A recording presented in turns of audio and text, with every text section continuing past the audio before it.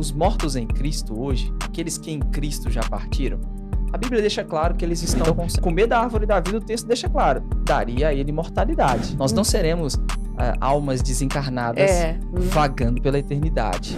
Porque para quem não tem esperança, a morte é o fim de tudo. Agora, Tiago, você falou várias vezes aí os mesmos textos que falam sobre os que dormem, os que dormem. E a pergunta que fica é, eles dormem? Bom, eu havia mencionado um eufemismo. O que é um eufemismo? Uma palavra branda. Isso. Ao invés de dizer morreu, diz dormiu para aliviar a expressão. Exemplos bíblicos. Jesus vira para os seus discípulos, João 11, e diz, Lázaro adormeceu, eu vou despertá-lo. Os discípulos, pensando que Jesus se referia ao repouso, ao descanso, ao sono, Jesus, se dormiu, tá tudo bem. Tá tranquilo, Jesus diz, não, Lázaro morreu e eu vou despertá-lo, eu vou ressuscitá-lo. Os mortos em Cristo hoje, aqueles que em Cristo já partiram, a Bíblia deixa claro que eles estão com o Senhor. Três textos no Novo Testamento que não deixa nenhuma sombra de dúvidas quanto a isso. Atos 7, quando Estevão é apedrejado, a partir do verso 54, a Bíblia diz que ele vê o céu aberto, Jesus em pé à direita de Deus, e ao ser seu corpo apedrejado, ele diz, Senhor Jesus, recebe meu espírito. Na morte física, nós sabemos, o espírito deixa o corpo, seu corpo morto por causa do apedrejamento, ele vai para estar com Cristo. Senhor Jesus, recebe o meu espírito. O apóstolo Paulo falando aos Filipenses, 1:20 de Filipenses, ele diz, segundo a minha ardente expectativa e esperança de que em nada serei envergonhado. Antes, com toda ousadia, antes como agora, será Cristo engrandecido no meu corpo, quer pela vida, quer pela morte. Aí ele diz, porquanto, para mim viver é Cristo, morrer é lucro. Aí ele vai explicar por que morrer é lucro. E é engraçado que eu desafio até o pessoal que está nos assistindo, faça uma pesquisa de opinião com as pessoas que te rodeiam, fazem parte do seu círculo do dia a dia. Pergunta para elas, qual é aquilo que você mais teme na vida? Tenho certeza que, de forma esmagadora, a maioria das respostas será a morte. E a Bíblia mesmo os crentes, né, Tiago? Mesmo os crentes. Aí vem o apóstolo Paulo diz, morrer é lucro. Confunde, né, a cabeça de muita gente, coloca em parafuso, né? Por quê? Porque para quem não tem esperança, a morte é o fim de tudo. Verdade. Aí ele diz, Cristo vai ser engrandecido na minha vida, no meu corpo, quer pela vida, quer pela morte. Viver é Cristo, morrer é lucro. Ora, eu já não sei o que hei de escolher. De um e outro lado estou constrangido. Tendo o desejo de partir, ele está falando de morrer. Tendo o desejo de partir e estar com Cristo, o que é incomparavelmente melhor. Então, morreu, partiu para estar com Cristo. Isso. Olha, Atos 7 fala a mesma coisa. Senhor Jesus, recebe meu espírito. Partir e estar com Cristo, que é incomparavelmente melhor. Apocalipse 6:9 fala das almas daqueles que foram decapitados.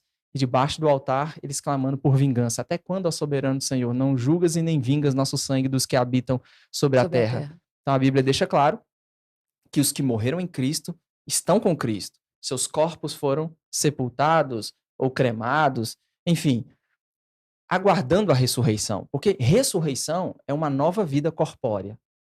Nós não seremos almas desencarnadas vagando pela eternidade, em corpos incorruptíveis, de glória, de poder. E o que acontecerá? Os mortos em Cristo, no momento da vinda do Senhor, os mortos em Cristo ressuscitam, quando a Bíblia fala de ressurreição, novo corpo, uma nova vida corpórea. Eles estão com Cristo, ganharão novos corpos.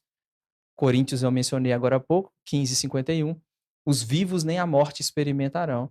Na velocidade com que você pisca os olhos, esse corpo corruptível é revestido de incorruptibilidade, de imortalidade. E aí entra naquilo que nós estávamos comentando antes de entrar no ar, né? Esse desejo. Muitas vezes conhecer essas verdades acaba provocando um desejo em nós por experimentá-las, por vivê-las. E essa é a grande chave da vida cristã.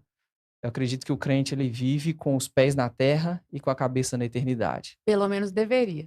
Pelo menos deveria. Quando eu digo os pés na terra, é entender que estamos aqui para ser sal, luz, embaixador, cumprir o plano, aquilo que é vontade de Deus, mas a cabeça está na eternidade, desejando o momento de experimentar a glorificação e a consumação de todas as coisas. Deixa eu te fazer uma pergunta, Tiago. É uma curiosidade.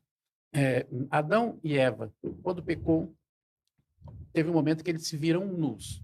E quando a gente tiver o corpo glorificado, a gente vai ter os mesmos atributos, assim, as mesmas capacidades que Jesus teve. Essa glória que a gente vai ter seria a mesma glória que Adão e Eva tinham antes de cair? É uma boa pergunta. Segundo Timóteo 1:9, Paulo diz que Jesus trouxe à luz a vida e a imortalidade mediante o evangelho. Adão, ele estava suscetível à morte, uma vez que pecasse. Tanto é que pecou e morreu.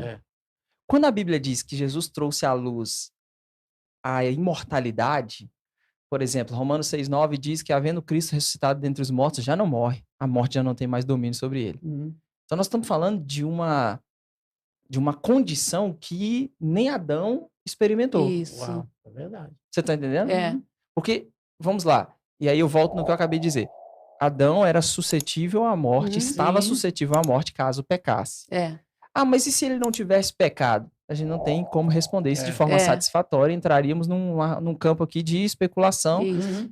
porque talvez a árvore da vida comece a responder isso. Porque quando o homem peca, Deus guarda o homem de comer da árvore da vida na condição caída. Sim. Gênesis Isso. 3:22 é claro. Assim que Mas não estenda a poderemos, mão, né? é assim que não estenda a mão, tome da árvore da vida e coma e vive eternamente. É. Por isso o Senhor Deus o lançou fora do jardim do Éden. Então, comer da árvore da vida, o texto deixa claro, daria a ele imortalidade. Uhum. O que Deus faz é protegê-lo de comer da árvore da vida naquela condição caída. Não há relatos de que ele tenha comido dela antes da queda. Então, a gente pode, talvez, sem viajar muito, sem fugir muito do que temos ali no texto, se comesse da árvore da vida, entraria numa condição de imortalidade. Mas isso nunca aconteceu. É. Nós sabemos, e o registro bíblico é claro, ele pecou, comeu da árvore do conhecimento do bem e do mal, desobedeceu, e as consequências foram experimentadas. Só que o que Cristo está fazendo pela humanidade é levando a humanidade. É por isso que aos Coríntios, Paulo diz que nós somos uma nova criação. Quando ele usa a palavra grega nova criação, É é algo diferente de inédito. tudo. Você é professora de realidades da nova criação e sabe disso. É. Ensina sobre isso. É diferente de tudo, sem precedente. É. A mesma expressão vai ser usada para a futura criação transformada. Viu um novo céu e uma nova terra. Então, o que o novo céu e a nova terra, o que está reservado para o Filho de Deus, nos últimos capítulos do Apocalipse, eu penso que por causa do novo céu e da nova terra, essa expressão novo e nova é a mesma expressão usada para descrever nós em Cristo, uma nova criação. O que vai ser o novo céu e a nova terra vai superar em glória o que era o próprio Éden. Uau! Tá entendendo? Uhum. Então, Cristo está levando a humanidade para uma condição, penso eu, que por causa desses textos, ele trouxe à luz a vida, a vida e a imortalidade. Cristo ressuscitou dos mortos, já não morre, a morte já não tem mais domínio sobre ele. O corpo da ressurreição será um corpo semelhante ao corpo da glória do nosso Senhor. É porque Tiago, ele não céu. faz igual, ele só Exato. faz melhor. Exatamente. Né? Exatamente. Ele não Infinitamente renova, melhor. Na verdade, quando a gente pensa no infinitamente melhor, aí a expectativa deve ser ainda maior.